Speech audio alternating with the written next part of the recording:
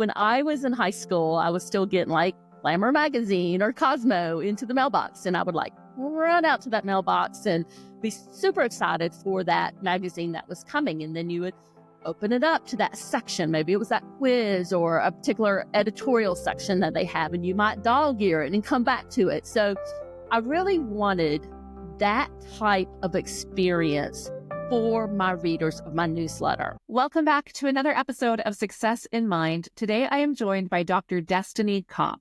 She is a certified business growth coach for digital product entrepreneurs. She helps business owners go beyond traditional sales funnels to 10x their digital product revenue with growth flywheels that free up their time and scale their business.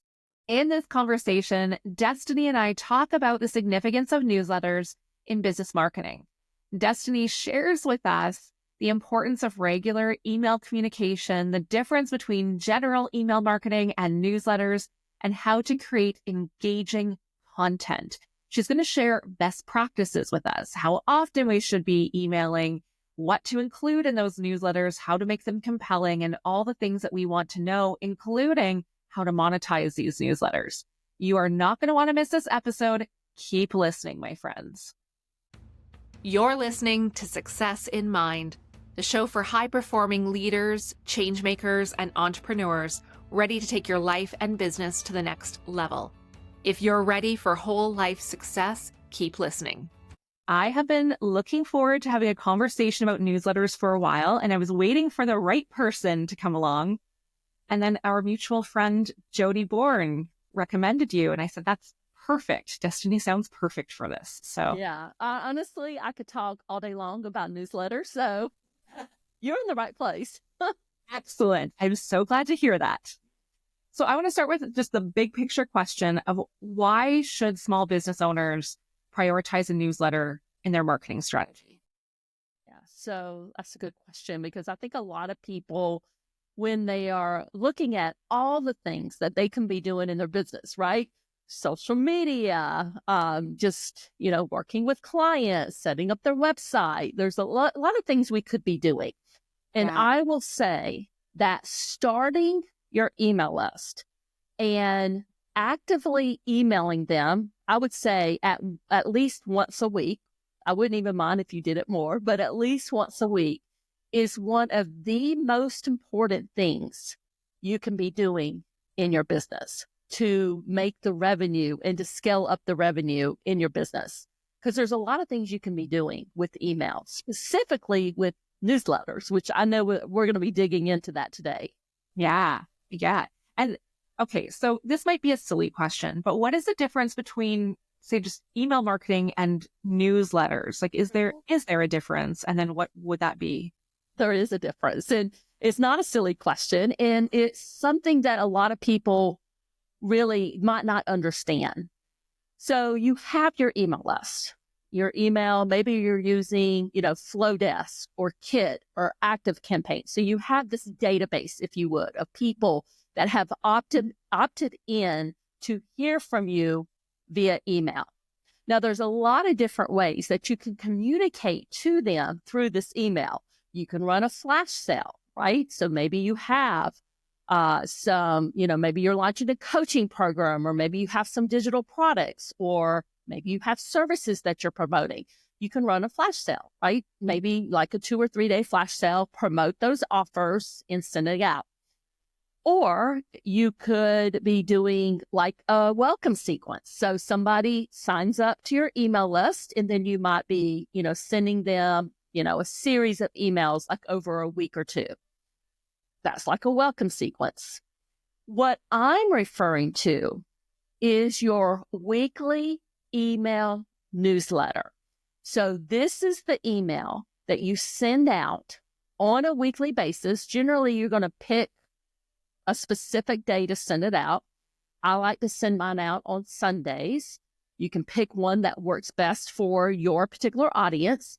So this is your weekly email newsletter that you send out that is nurturing, right? You're providing them a ton of value. It's one of the reasons why they want to stay on your email list and not unsubscribe, because you're giving them really this solid gold in this email. But the other thing that a lot of people don't realize that they can do with their email list and this weekly newsletter is monetize it. And we can certainly go into some of that here today. Absolutely. Okay, so what would you say are some of the misconceptions about email newsletters that you would like people to maybe change their thinking about? Yeah, so actually I'll put myself in this category too. So when I came into the online world, and I've been in marketing for many, many years, so it's not something that I absolutely knew about. Even though I've been in marketing for so long, when I came into the online world, what I was taught with my weekly newsletter was your pillar content, whatever that pillar content is. Maybe it's a blog post, maybe it's a podcast episode or a YouTube video. You take that pillar content, you send that out to your email list with the call to action to either go read it or go listen to or go watch it. And that will keep your email list warm so that when you're ready to sell to them, like you're ready to do a launch, maybe you want to launch a course or a group coaching program or whatever. So when you're ready to do your launch, they're going to be warmed up and they're going to know who you are and they're going to be excited to buy from you. That wasn't working for me. So what I did was last year, and I actually started a little bit before that, but last year I conducted a 6-month research study and really delved into these newsletters and tried to figure out, what were businesses doing in some of these big newsletter type businesses that all of us in this creator coaching niche and digital product creator niche, that I put myself in that category, what were they doing differently that all of us, obviously, including myself, hadn't mastered yet? Because I knew that my strategy with this weekly newsletter wasn't working. And it wasn't working, quite frankly, for people whose list I was on. Like there were some big name people out there that I love, that I was following, but I wasn't even opening up their weekly newsletters because I knew when it came across my desk, I knew, that's just going to be talking about their podcast episode. I don't need to worry about that. I'll listen to that if I want to when I'm in my car, taking my kids to school or whatever.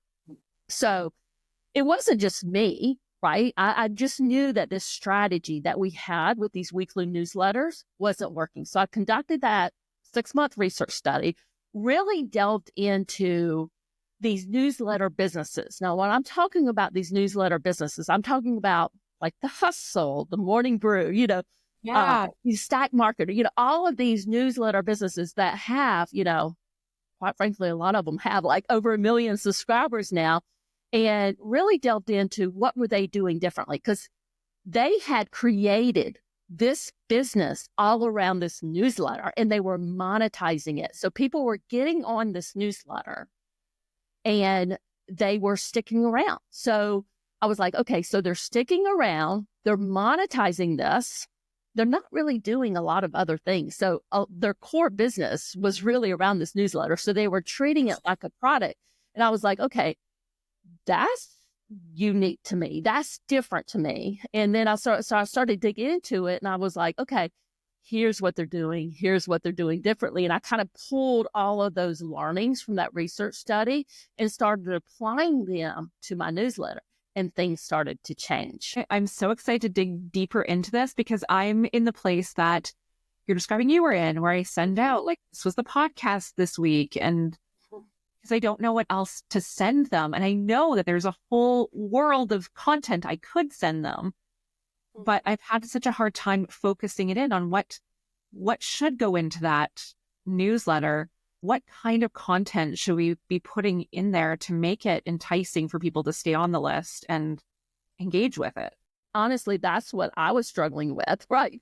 I had all of this great content. I have a podcast that has 205 episodes. So I've been doing this for a while. I have blogs and everything. And so basically how I have designed my newsletter, and again, this was based on what I learned in the research study, I have designed it around what I call this mini magazine method.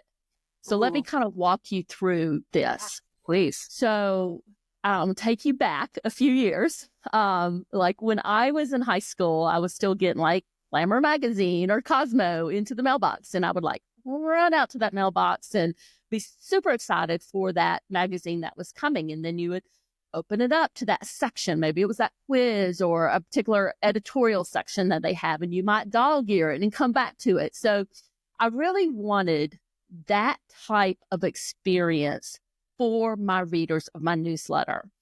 And so what I have designed is kind of that mini magazine method. And really what it is, it's 3 to 5 is what I generally recommend for folks, 3 to 5 kind of sections in your newsletter that you can fill in with super valuable content every single week. Now, sometimes I mix things up. One week I might not include one section. One week I might do something a little bit different. So it's not necessarily set in stone, but it's generally pretty consistent. So people know what to expect. But only for that, it helps me create that content. So I'm not sit there looking at a blank screen when it's, Saturday afternoon and I know my newsletter needs to go the next day on Sunday. And I'll give you some examples here. And I do several different newsletters, but I'll talk about the one in my personal brand, which is my Creators MBA newsletter. So the sections I have set up there, I have one obviously for my podcast. So that's one that I have. I have one for events because in my business, I'm doing generally a lot of events. Like I will do some like free trainings and what have you. I have my quick tips section, which I can pull in some very, very valuable content to, maybe it's something I've learned this week. Maybe it's something I've learned, related to like AI and automations. I might pull in, some of that content into that quick tips section. The section that I really, really love for this Creators MBA newsletter is my bookmark worthy section.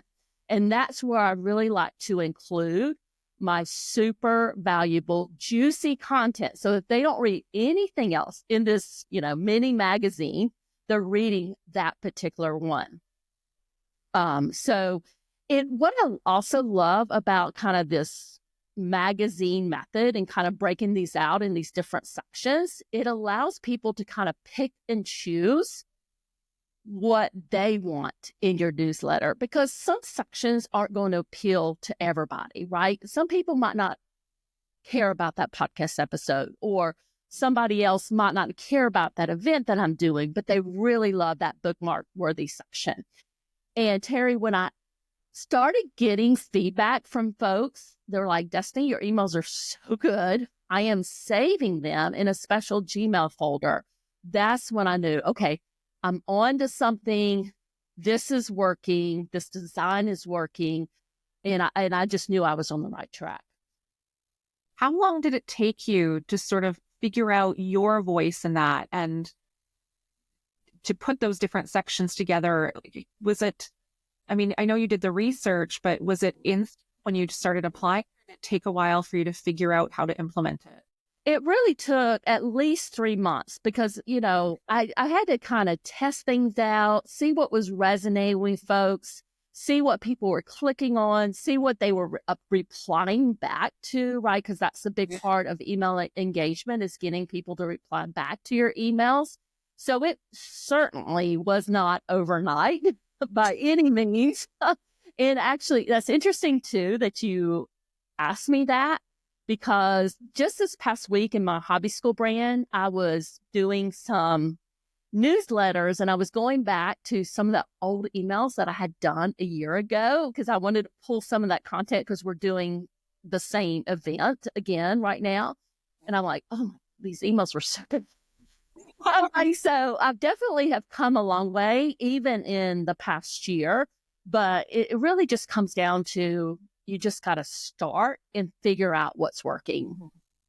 I love that. I think that is such great advice.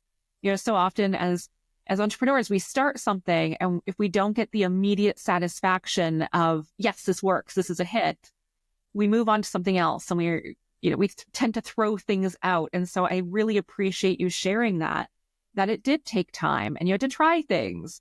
And I especially love that looking back on your old emails, you can see how far you've come, because that's, I think, such an important part. And so many of us devalue that we have to be willing to start and be beginners at something and not be great at it at the beginning in order to get there. And so that's so valuable. Thank you for sharing that. Are you ready to turn your ideas into income? With Kajabi, you can create, market, and sell your online courses, memberships, and coaching programs, all in one easy-to-use platform. No tech headaches, no juggling multiple tools, just you, your vision, and everything you need to grow your business. Join thousands of entrepreneurs who are building their dream businesses with Kajabi. I've hosted my business on Kajabi since 2015, and spoiler alert, this podcast is hosted on Kajabi. You can even start your own podcast there. If you want to try Kajabi free for 30 days, click my link in the show notes and take that first step toward turning your passion into profit. Back to our show. Now, let's talk about growing the list, because I think this is one of the biggest challenges, is how do we get people on this list? And I know myself, my list is small. They're engaged, but they're small. And I know that that's a big challenge a lot of my listeners have, is how do we even get people there? It's a huge challenge for everybody, even the big names out there, right? Because I went to the Newsletter Marketing Summit like 2 weeks ago, and that's a discussion that everybody has, right? Even the ones that have 1 million people on their list, right? They're still trying to get more. So is something that we're all kind of interested in and want to focus on. And there's a lot of different ways that we as online business owners can grow our list. And one of my favorite ways is kind of partnering with somebody else in your niche and doing like a newsletter swap. And that's one of the fastest ways to do it, is just to reach out to one person and say, I'll send out your free gift to my list. Will you send out, my free gift to your list, and just do that swap and just, see what kind of results you get. So that's, a very fast way to kind of start doing that. You can participate in bundles. And I'm not sure if everybody understands what that is, but basically what that is a group of people in your niche have gotten together and they pull together a bunch of free gifts. And everybody shares that bundle to their audience. So you're just growing together, right? That's one way to do it. Another thing that you can do is to participate as a speaker in like a virtual summit. So you're doing your presentation. There's a lot of speakers that are in this particular event. We do this a lot in hobby school, in a lot of different type of hobby type niches, but we all get together, all the speakers, have their free gift there. They share that event to their audience, so everybody's growing together. The other thing you can do, and I'm just going to throw this out here, I know that there's some people might not have the budget for this, but paid ads, like on Facebook and Instagram. I've been running paid ads just in the past 2 weeks. The term that people use there is cost per lead, but basically what you're paying for one subscriber to sign up for your email list has been less than $1.50. So right. It is not, it can be a very economical way to grow your list fast. Excellent. And then when we have people on our list, how important is it to segment when it comes to newsletters? Like, should our newsletter be going to everyone on our list, or should we have different newsletters for different segments, or how do we do that?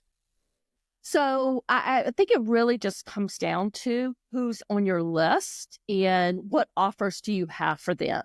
Like, for instance, on my creators MBA list, when I sent out an email there, most of those people are going to be some type of digital product creator or online business owner, right? That's who they are. So I'm sending that email out to everybody.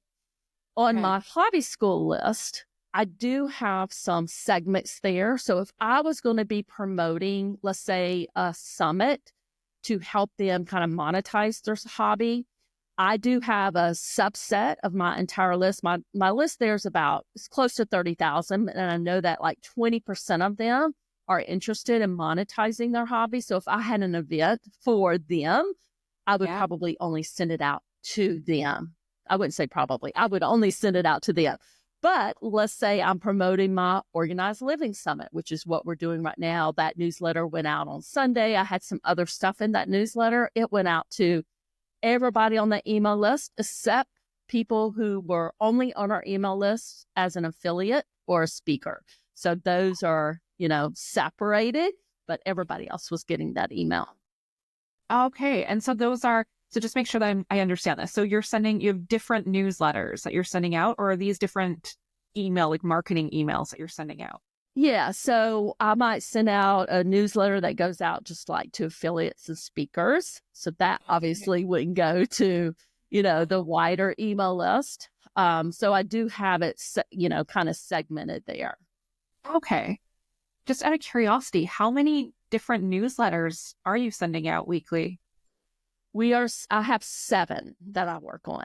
Yeah. Oh, that's incredible. Yeah. Absolutely amazing. Amazing. What would you say, what are some of the mistakes that you see small business owners making when it comes to building the list? I'd say that, finding your ideal customer. So you don't want to have a lot of people on your list that aren't going to be interested in what you have to say or sell. So that is one of the number one things that you need to really focus on. So let's say, and I'll go back, Terry, to something we talked about earlier, which was, maybe participating in these bundles or these summits. So when you go out to find those type of events, we definitely want to make sure that they are filled with your ideal customer. If they're like more general, or you're like maybe some people, but not most people, it might not be worth you participating in, because you certainly don't want a bunch of people on your email list that aren't going to be interested in what you have to sell. So that's one of the things that I would focus on. The other thing that I would focus on is making sure that you are emailing them on a regular basis. I highly, highly recommend that to be weekly, because that will help you stay on top of their mind, so that when you're ready to do that flash sale that we talked about, or you're ready to launch that group coaching program, that they are warmed up and they know who you are. Because if you're going to be emailing them out of the blue about a flash sale, first of all, they're not going to buy. They're probably going to unsubscribe, and, it's kind of a waste of your time. So you definitely want to be emailing them on a regular basis. And that kind of goes into this question. So I reached out to my Instagram community and asked, what do you want to know about newsletters? I'm bringing on the expert, Destini Copp. What do you want to know? And this question came from Lizzie, and a lot of people agreed with it. They're like, yes, that's what I need to know. So she said, I'm afraid of alienating customers by starting a newsletter. How can I change my approach so it doesn't annoy anyone or have them unsubscribe from my mailing list? Would it be better to set them up as a separate thing to sign up or to opt in? So I think what she's asking there is, should she have it separate from her regular mailing list and just start a separate one for the newsletter? And how do we not be annoying? Here's the thing, if you are sending out super valuable content, you're not going to annoy them. Right? If you are giving them value and sending that out and making it so that they cannot wait to open up your email, you're not going to alienate them. And if people unsubscribe, that's not a bad thing. That means that they weren't going to buy from you anyway. I mean, let's just be realistic there. So we only want people who want to be on our list. And the more you email them, actually, I'm okay if you want to email them every day, right? If you have that capability and you're ready to do that, the people who are going to buy from you are going to want your information. They're going to want to hear from you. So I would not worry about that at all, one single bit. Okay. Oh, that's so good to know. I think that's in a lot of our minds is like, I don't want to annoy them. I don't want to send too much. That totally makes sense. And I'm thinking, as you're talking, I'm thinking about some of the newsletters that I subscribe to, and some of them are daily, like or at least Monday to Friday, they send some. Mm-hmm. And if I don't feel like reading it that day, I just don't read it. But I stay on because most of the time I do want to open it and read it. So yeah, that makes a lot of sense. Now, I know, I'm sure you're the same way. I get so many emails every single day and so many different newsletters. How do we stand out in someone's inbox and create a newsletter that they want to open that kind of stands out from all the other email noise that they're getting? This actually came up a lot in the Newsletter Marketing Summit. And really, the key there is you have to have good content that people want to get in their inbox. At the end of the day, that's it. You want to have that. You want to have that bookmark worthy content, right? That's kind of what we're talking about. You want them to run out to that mailbox when the next Cosmo comes in and grab it and read it and dog ear it. You want the good content. Hands down, that's the best advice I could give anybody. Now, to take it a little bit step further, right? We need ways to get them to open up your emails. So we have to pay attention to subject lines, preview text. But really, the main thing that's going to get them to open up is your name. Okay. So you want them to know who you are and basically relate that email to you. And quite frankly, if you're not emailing them on a regular basis, they're not going to remember who you are. So you want to email them. Like I said, I would be fine if you wanted to email every single day. But I know a lot of us, myself included, we don't have that capability. But emailing them once a week, you want them to know who you are. And definitely A/B test subject lines. And you can use AI to help you figure out what they should be. And don't put the name of your newsletter in your subject line. That's valuable real estate. You want to have a really good subject line that's going to kind of step out, get their attention, and have that preview text too. Can you give us some ideas of what makes a good subject line? So my best tip right now is to use AI to help you, because I can say that some of the subject lines that I have personally thought would do well, and I put them in there to A/B test, the AI one came up on top. So what I do is I will upload my entire newsletter into AI, and you can use ChatGPT, Claude, Gemini, whatever you're using. Upload your entire newsletter into AI and basically say, can you give me 10 plus email subject lines for this email? And then, it'll come back, it'll give you some suggestions. And then you can say, can you rank these on a scale of 1 to 10? And then it's going to come back and say, well, this one's going to rate, 7.5. This one might be 9.2. Generally, what's interesting about this is when I see the list from the AI, I can kind of pick out and say, oh, I think these are going to be, some of the higher ones, and I'll say rank it. And then, I've gotten so good at it now. I'm like, okay, I was right. So, have it rank, A/B test some of the top 2 that the AI gives you. And generally, you're going to be pretty solid there. Sometimes what I'll do, Terry, I'll tell the AI what section of the newsletter I want it to focus on. Like, for instance, because, in the mini magazine, you're going to have different sections. So there's going to be various things maybe that the subject line could focus on. So I might give it a little bit of direction there if I feel like there's something that I want to focus on, or I think it's going to really stand out in the inbox. Like, for instance, in my Creators MBA newsletter this past week, I had a pretty big name guest on the podcast, and he had given us a really hot tip related to newsletters. So I knew that was going to stand out in the inbox. So I told the AI, focus on that for the email subject lines. Oh, I'm going to have to check out that. I'm so curious now. What's the best subject line that you've read? There's so many good ones out there. Sometimes shorter work, sometimes emojis work. I've been told to not put the subscriber's name in the subject line anymore. Like, that's like 1990 or whatever. That's like outdated. Like, don't use that anymore. Yeah. So I don't know. I have used it in the past this year and it seemed to do okay, but I've been told that that's, don't do that anymore. So that's just old news. But, the thing to remember is they're only going to see, especially because most of them are going to be opening their emails on the phone here. They're only going to see a small portion of it. So, you want what they're going to see to be the most important thing. Okay, good to know. That's great. Now, how about platforms? Because there are so many newsletter platforms out there, and I know I get overwhelmed trying to figure out which one is best, what should we be on? And do you have some advice on that, on what we should be using and some maybe pros and cons of different ones? So here's what I generally say when it comes to all things tech. All of this works, right? Your success in your business and in your marketing is not going to be based on the tech system that you personally use. Yeah.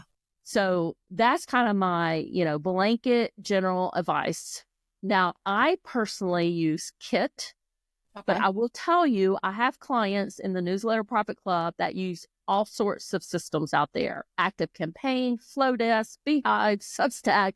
I mean, MailerLite, you name it, it's out there and they all work.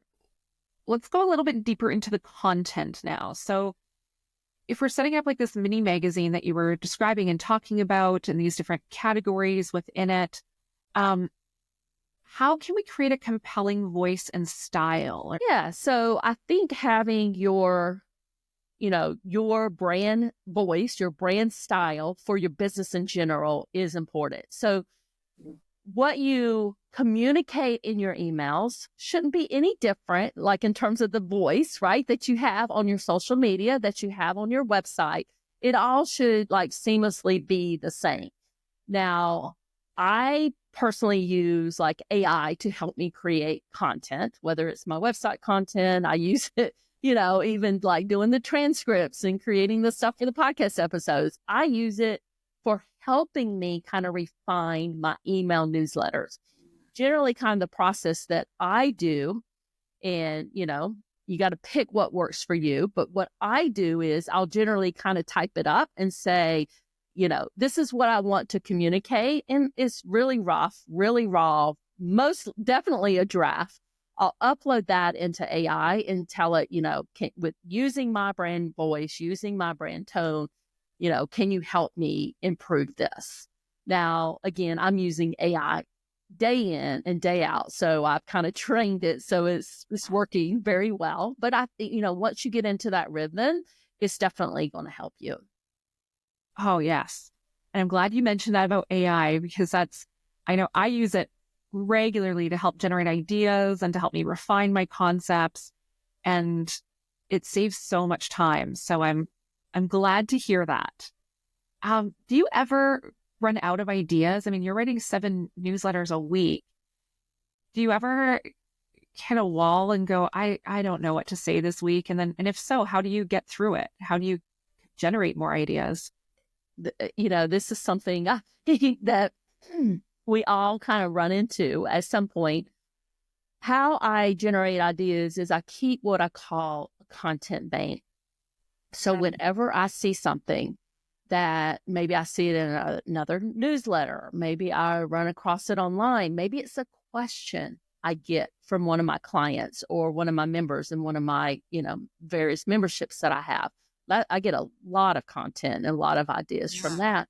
I'll put this in a content bank, basically saying, I want to talk about this in a future newsletter, or I'm going to take this concept from this other industry and walk them through how they can apply it to the digital product creator niche or the coaching niche. I do that a lot. And I would say generally, I have a huge kind of bank of content that I'm working from, but it really is coming from a lot of different places. I would say the biggest place is coming from my clients and my customers and the questions that they're asking me. And some of it's just my own curiosity, right? So, going back to that research study I did, I know what problems I'm having in my business. And I know if I'm having these problems, other people are too. Like one of the things I'm like personally kind of digging into and working on right now is all about these like AI agents and chatbots and, creating these agents and doing all this automation. And I know like this is a huge struggle for me. I'm trying to figure it out. I'm still doing research on it and kind of going through it. I know that once I kind of feel like I master it, I'm going to be like communicating it to the people on my email list. Okay. Yeah, that's good. Because I know that's something that I always struggle with is like, oh, now what? I'll tell you, I did have a newsletter. I did a daily one for a while. It was during lockdowns and COVID because I had time and I wanted something creative to do. And I was doing a daily email and people were opening it, loving it. And I burnt out on it where I just was like, I don't know what to say anymore. I'm out of content. And so it stopped being 5 days a week. And then it was like 3 days a week I was sending it. And then 2 days and then sporadically. And then it was just gone. Mm-hmm. And I know I can hear my clients listening to this and saying, well, but I'm already creating so much on social media and I'm already creating so much content. And this feels like one more thing I have to create. Can we use some of that content we're creating, say on social media, and include that in our newsletters? Like, can we simplify all the creation? Or should our newsletters be completely separate content or different content than what they're getting on our socials? I think everything needs to be repurposed. Okay. Absolutely. So if you're doing something on social, it can go in the newsletter. If you're doing something in the newsletter, it can go on social. I think anything that you have can be repurposed. Excellent. Are you ready to turn your passion into a podcast, but you're not sure where to start? Imagine going from idea to launching your own podcast in just 5 days. Yep, that's 5 days. Join me for the 5-day Launch Your Podcast Challenge. I've designed this challenge to take you step by step from concept to launch. You'll learn everything from defining your podcast vision to the technical side of recording. And the best part, you get direct support from me every day on live coaching calls. I've been where you are and I know what it takes, and now I'm a top 1% podcast host. So if you're ready to share your voice with the world, this challenge is your perfect starting point. You'll be joining a vibrant community of like-minded creators, and together we'll make your podcasting dreams come true. Spaces are limited because I'm committed to providing personalized support. So don't wait. Sign up now and let's get your podcast off the ground. Now let's talk about monetization, because I know this is what they want to hear. I downloaded your free gift that you're giving audience, your newsletter profit calculator, and that was very eye-opening to go through. Can you talk about the different ways we can monetize these newsletters, and then maybe that makes it a little more enticing too to keep doing it when we start to see the monetary reward or the potential to make money? Well, and that's kind of the problem that I was having, right? When I was doing the newsletters a year or two ago, is I was sending out this content, right? And I felt like it was great content, right? I was doing, great content on my podcast. People loved that. But I wasn't monetizing it. I felt like I was doing a lot of work there and I wasn't getting any return from it. So when I was doing the 6-month research study, it was very eye-opening. I'm like, oh my goodness, there's so many more ways I could be monetizing this newsletter. So, and that's kind of what I dug into. But let me just walk you through some of the things that I found. One is just newsletter sponsorships. So that would be when somebody like sponsors your newsletter. So sometimes you've seen them at the top, I'm sure. This newsletter is sponsored by XYZ, and there might be a link for you to go to their website or their free gift or whatever. Newsletter ads. So this might be like a, classified listing, like at the bottom of one of the newsletters, check out this, or, very good, kind of good marketing copy, if you would, Yeah. It's not really check out this, but you get the idea. So there might be like 3 different links down there. People are paying to put that in that newsletter. So there's a lot of different ways that you can monetize where people want to reach your audience. And that was, extremely eye-opening to me. Yeah. The other thing you could do is like affiliates. So let's say that you are kind of an affiliate for Flowdesk, which is an email marketing system. You could do like an article, promote it on your website, promote it in your newsletter, and point people, to that. So that's another ways that you could monetize. You can sell like your digital products, obviously your coaching services or stuff like that, very seamlessly in this mini magazine style newsletter. So basically what you're doing here, you're providing, super valuable content. Maybe it's in the quick tips section, super valuable content, and you can seamlessly like slide in one of your digital products there, or slide in your coaching program there. So very easy to promote things like that in your newsletter.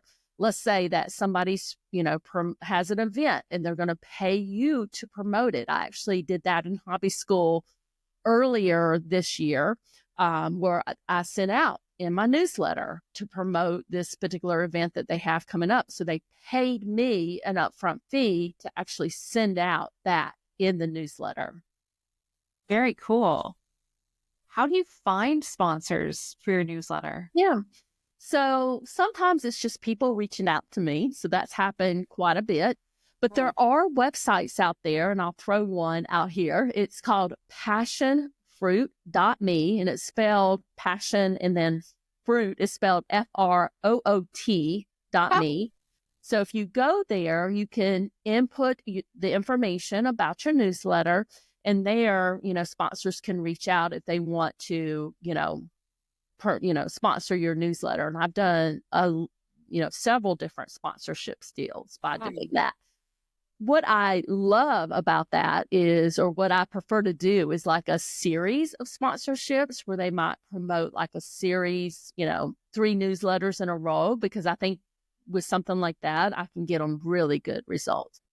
Do you have to have a certain number of subscribers before you can start getting sponsorships? I have seen people do this with smaller email lists, like 3,000, 5,000. Obviously, it helps, if you have a little bit more. But really what it comes down to and what you need to kind of measure there is the clicks that you're going to be getting to that sponsor. That's what's very important, because that sponsor will know. Let's just say they get 100 clicks to their landing page. They know what their landing page is converting at. Let's say it's converting at 50%.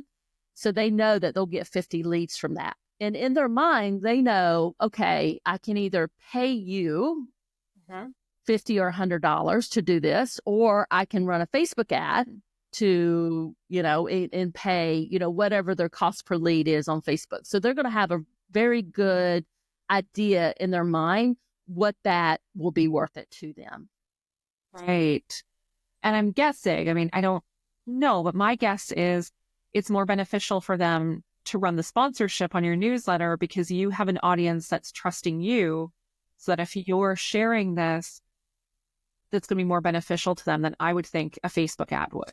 Yeah, for sure. And that definitely came up in the newsletter marketing conference, that advertising in other newsletters, they got a better ROI than it was running cold, ads to cold traffic.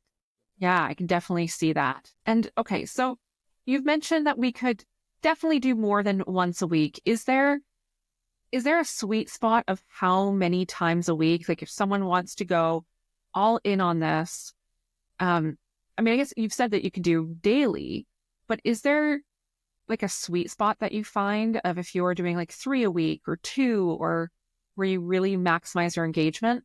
Yeah, I really think it just comes down to, what do you have the bandwidth to do? Because going back to your example earlier, you certainly don't want to get burned out, right? You want to do something that's good for you and what you can handle. And that's probably where I would start. And if you felt like, okay, I have, capacity to do one more, then add one more to it.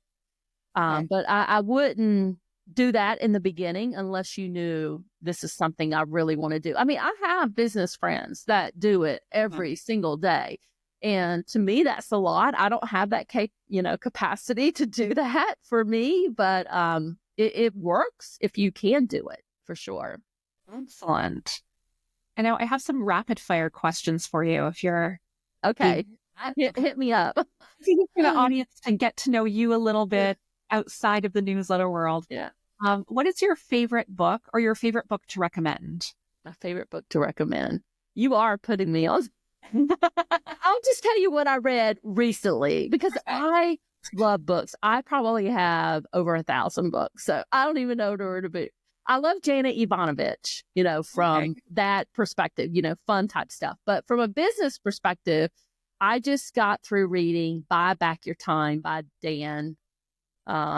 Is it Martell? I think it's Dan Martell is his last name. But Buy Back Your Time is the book that I read because I clearly need more time.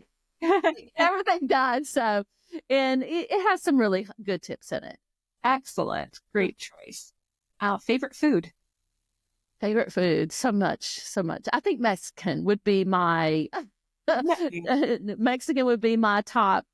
pick there. And I love spicy margaritas. Oh, fun. What's your biggest pet peeve? Laziness, probably. Which my teenage boys are really driving me crazy with. So I'm making them get jobs. Because they're playing video games all day. I'm like, that is not being productive. You're being lazy. You're 16 and 15 years old. Go out and get jobs. Nice. Good for you. Good. And who's a celebrity that you would like to have dinner with, dead or alive? A celebrity I would like to have dinner with. That's a good question. I don't even know where to answer that one. Oh, I don't know. Maybe, I don't know. Maybe one of the Friends actors. I'll just throw that out because I did see them live, one of their episodes years ago. I'm dating myself right now when they were filming Friends. It was the one with Charlie Sheen was on it and Phoebe got the chicken pox. So would love to see one of the Friends actors. That'd be very cool. And the last one, what is your go-to karaoke song? Go-to karaoke. Oh. You are definitely putting me on the spot. I don't even know how to answer this because I've never done karaoke. Like shower song. If you shower song, any song in the shower. I like the Shabuzi song that he has out right now. What's that called? You know what I'm talking about. I know the song. I love that song. He did such a good job with that song. Very fun. And my last guest, Jamie Bell, passed along this question to ask you. What was a moment that shifted your perspective that sticks with you to this day? I'd say, because I waited so long to kind of start my own, my online business, to go on my own and really become an entrepreneur, I would say that the shift that I had was just, pushing forward and kind of just taking that leap. I wish I had done it earlier. So maybe that's a regret. So that would be a regret that I have. And then one question that you would like to pass along to the next guest without knowing who they are. Without knowing who they are? Yeah. What's one thing in your life that you would change for your future self? So 5 years down the road, what do you think you should be doing today to make your future self better? Oh, that's a fantastic question. I love that one. And any final thoughts you want to leave the audience with today? No, I would just say if you are, thinking about starting your email list, thinking about using that as part of your marketing strategy, jump in. It's one of the most important things that you can do and focus on in your business. All of my revenue comes from my email list, every piece of it. And, that's multiple six figures. It all comes down to my email list. Jump in, start sending out that weekly newsletter. You will start generating revenue from your newsletter, even if it's not immediate. So give us some time. You're going to have to refine things. You're going to have to warm up your audience, allow them to get to know you, but you will start getting revenue from it. That is such great advice. Thank you so much, Destini, for coming on today. I really appreciate it. No, thank you, Terry, for having me. It was a fun conversation here. Yeah, it was fun. I don't know about you, but I am feeling so fired up after talking with Destini. I am ready to dive into my newsletter and make it really work in my business. So I'm going to link all of Destiny's links in the show notes, including her free gift, her newsletter profit calculator, which is really fascinating to go through. It's simple formula, and it's going to help you see where you can be making revenue through your newsletter. So make sure you check that out, as well as all of Destiny's other links. And I look forward to hearing about your newsletter. As you know, nothing happens without action. So what is the one piece of action you are taking from today? Is it to start your newsletter? Is it to maybe reformat it? Is it to start sending it more regularly? What are you going to do differently from this day forward? Let me know. Send me a message on Instagram and tell me, what is your biggest takeaway from today? What are you committed to doing? I will be back again later this week for another solo show, and I'm going to give you an update on how my non-goal setting strategy is working this year. And I have some cool stuff to share with you there. So make sure you come back later this week. All right, my friends, bye for now.